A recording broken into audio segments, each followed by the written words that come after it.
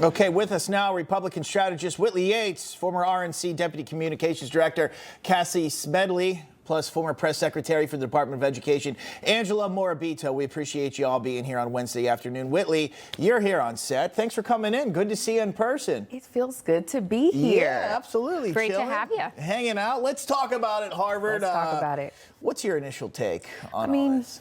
It's not a ban, right? It's a protective pause. And the truth is, when you have students that are screaming death to America and live streaming from their dorm rooms, it's probably about time we start looking at the caliber of the students that are coming in. And so this is a protective pause for our national security. I mean, you have to get searched to go to the airport. If you want to apply for a job at Target, they're looking at your social media. So why wouldn't we, as a country that wants not only the best and the brightest, but to have security here, not be able to look at the types of students that are coming in from overseas? Students that aren't trying to undermine our Western values or our country at large.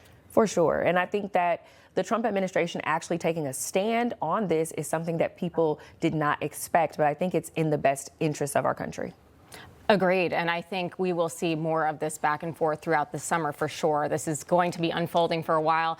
I want to get your take on this. I'll start with you, Cassie. Secretary Rubio also announced a new visa restriction for foreign officials who have censored American speech abroad. Here's what the secretary posted on X, quote, "Foreigners who work to undermine the rights of Americans should not enjoy the privilege of traveling to our country, whether in Latin America, Europe, or elsewhere. The days of passive treatment for those who work to undermine the rights of Americans are over." Exactly what Whitley was saying. Your reaction to this?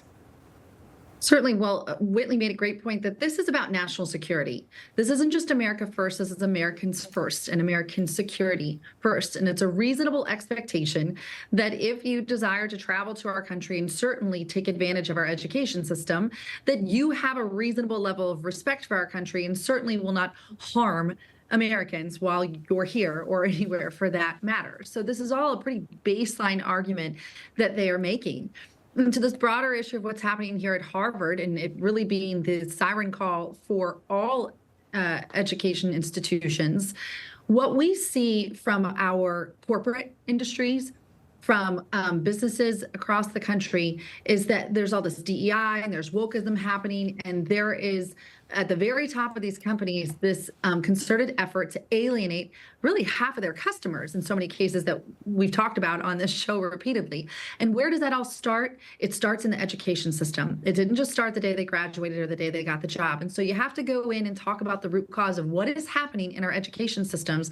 And more importantly, if they are utilizing taxpayer dollars to do it, that needs to be addressed as well. And that's what President Trump and his administration are doing. Cassie, I think that is the big picture here. What is actually happening in our education system as a whole? Angela, I know you can speak to that and talk about that, why these universities have tilted so far left, I mean extremely far left, and why so many students are coming out of this kind of think tank mentality, also very woke, very left.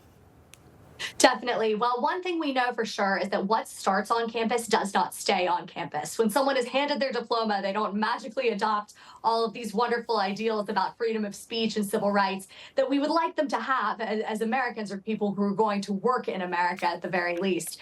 Now, why this has happened is a larger question, and it starts long before they set foot on campus. It started decades ago with the ideological capture by the left of American universities.